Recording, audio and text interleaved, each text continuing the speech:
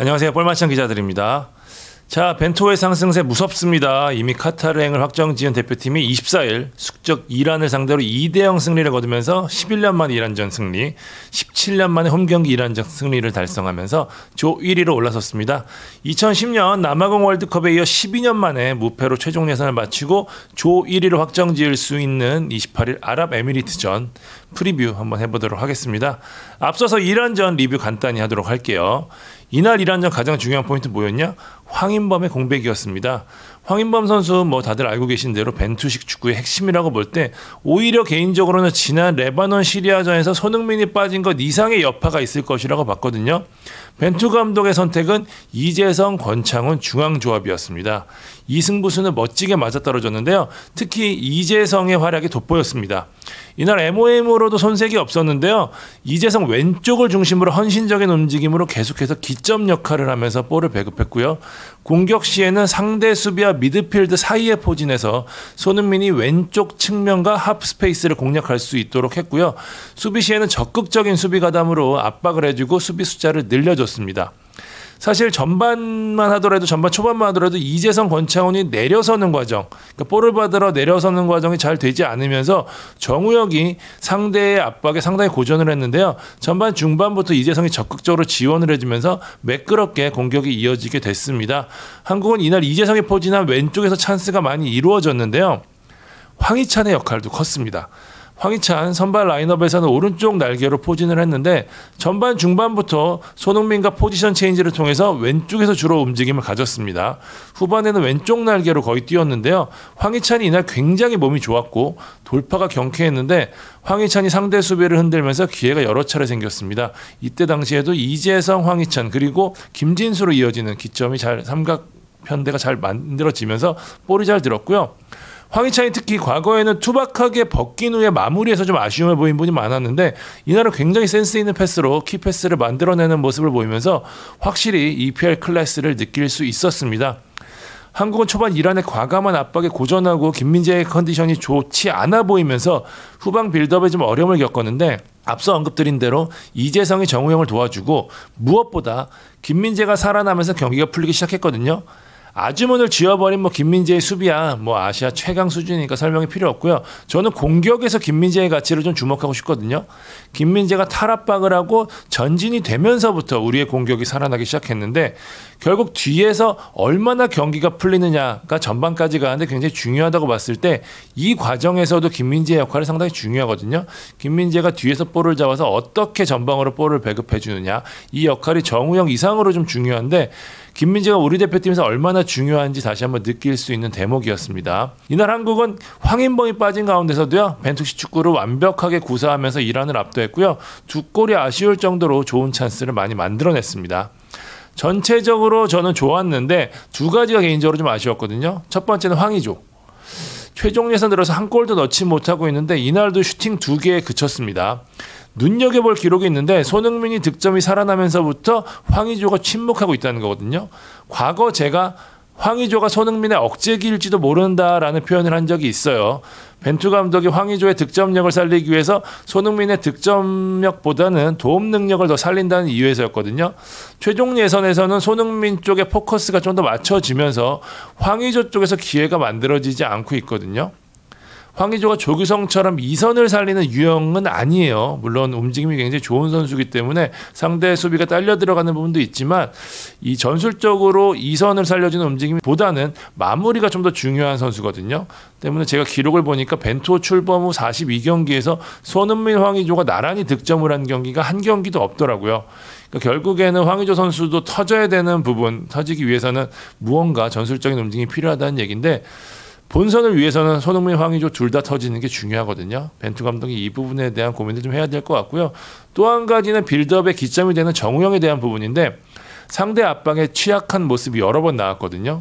이번 이란전에서도 그렇고 사실 이란이 작정하고 정우영 쪽을 집중적으로 압박을 하더라고요. 제가 상대 감독이라도 이 부분을 집중적으로 할 것 같은데 수비적인 부분에서 정우영 선수의 역할이 상당히 크기는 하지만 공격이 전개될 때에 대한 약점이 두드러지는 만큼 전술적으로 빌드업 시 정우영을 도와주는 움직임이 물론 황인범 선수가 있을 때 굉장히 잘 됐고 전반 중반부터 이재성 선수가 내려오면 잘 됐지만 이 부분에 대한 약속된 플레이가 더 만들어져야 되지 않나라는 생각이 좀 들었습니다. 이런저런 리뷰 길었습니다. 대표팀 27일 에미레이트에 입성을 했는데 코로나19로 인해서 또다시 명단에 변화가 좀 있었죠. 조규성이 빠지고 이동준이 합류를 했고요. 원두재가 부상으로 제외됐고 제가 녹화를 하고 있는 오늘 다시 한번 박민기 선수가 또 코로나 양성 반응이 나오면서 제외가 됐습니다. 나머지 선수들 음성이 나오면서 정상적인 훈련하고 있다고 하는데요. 일단 벤투 감독 성향 비춰봤을 때 큰 변화는 없을 전망입니다. 또 실질적으로 변화를 줄 수 있는 카드도 많지 않아요.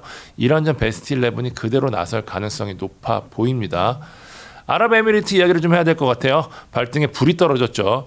25일 이라크에 0대1로 패했습니다. 사실 승리했더라면 플레이오프를 갈 수 있는 3위를 확정 지을 수 있었는데 결국 마지막까지 오게 됐습니다. 아랍에미리트 승점 9점으로 3위, 이라크가 승점 8점으로 4위, 레바논이 승점 6점으로 5위인데 마지막 경기 결과에 따라서 레바논까지 기회를 얻을 수 있기 때문에 아랍에미리트 입장에서는 우리와의 최종전 결과가 상당히 중요할 수밖에 없게 됐습니다.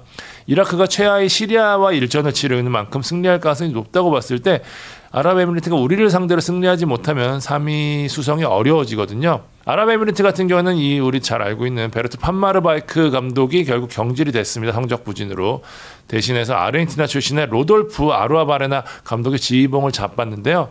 전력 누수가 상당히 있습니다. 귀화 출신의 오른쪽 윙포워드죠. 파비오 리마 선수가 부상으로 일찌감치 명단에서 제외됐고요. 또 다른 귀화 출신의 공격수 세바스티안 타글리아부 역시 부상으로 이번 명단에 뽑히지 못했습니다. 여기에 주전 골키퍼죠. 알리 카세이프도 이번 명단에 이름을 올리지 못했고요. 무엇보다 A매치 102경기에서 79골을 넣은 에이스 알라 마부쿠투까지 지난 이라크전에서 받은 경고로 이번 경기에 나설 수가 없습니다. 타글리아부야 그렇다 치더라도 리마와 카세이프, 마부쿠투는 대체 불가 선수인 만큼 확실히 팀 전력이 떨어진 것은 분명하고요. 다만 호재도 있는데요. 지난 이라크전에서 뛰지 못했던 주전 수비형 미드필더 압둘라흐 라마단과 공격형 미드필더 알자비는 이번 경기에 돌아옵니다. 아루아바레나 감독은 이라크전에서 이전까지 즐겨 쓰던 4-3-3 대신에 3-4-3 카드를 꺼냈거든요. 그런데 수비가 완전히 무너져 버렸어요. 한국의 막강 공격을 상대로 당연히 수비 숫자를 늘리는 게 중요하겠지만 포백에 익숙한 선수들이라는 점을 감안하면 고민이 상당할 것으로 보입니다. 공격은 브라질 출신의 귀화 선수 카이오 카네다를 역시 조심해야 될 것 같은데요. 마부쿠투가 빠진 만큼 최전방에 설 가능성이 높습니다. 지난 이란전에서도 마부쿠투가 빠지자 카이오가 최전방으로 나섰거든요. 카이오 선수는 전형적인 공격수 스트라이커라기보다는 가짜 7번에 훨씬 위력적인 선수인데 어쨌든 이 선수가 중앙에 두면 빠른 스피드를 활용할 가능성이 높고요. 이 선수가 중앙에 이동할 경우 왼쪽은 칼릴 이브라임, 원래 주전 선수였죠. 나설 것으로 보입니다. 오른쪽에는 돌아온 알자하비 선수가 포진할 전망이고요. 근데 확실히 이렇게 열거를 드려도 카이우, 마부쿠투, 리마가 설 때보다는 파괴력이 눈에 띄게 떨어진 모습이 보이네요.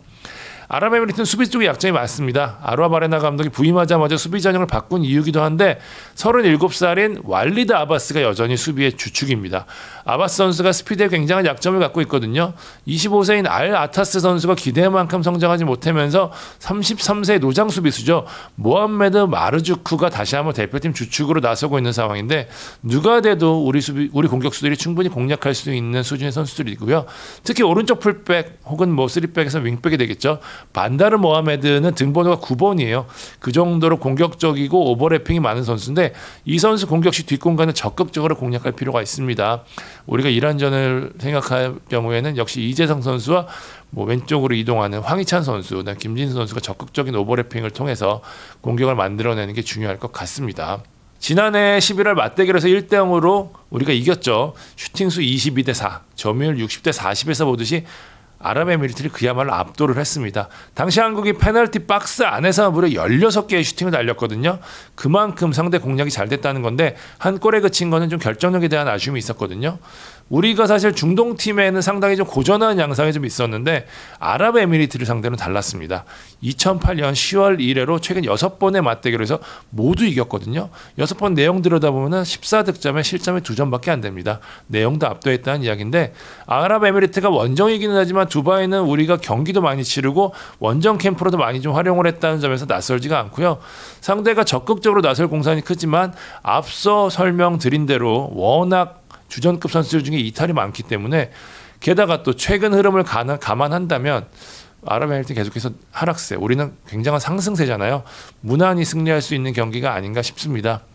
제가 K리그는 틀려도 뭐 대표팀 경기는 제법 좀 맞췄거든요. 지난 1안전 2대0 완승 제가 말씀드렸던 거 기억하시는 분들도 계실 텐데, 그래서 이번에도 저는 2대0 완승을 예상하도록 하겠습니다.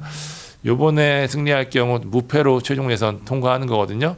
우리가 무패로 최종 예선 통과한 2010년 생각해 보면은 남아공 월드컵 사상 첫 원정 16강 달성했잖아요. 그런 기분 좋은 징크스가 남아있기 때문에 요번에도 그렇게 유종의미를 거뒀으면 하는 바람으로 응원의 메시지를 전하며 방송 마무리하도록 하겠습니다. 지금까지 볼만찬 기자들이었습니다. 감사합니다.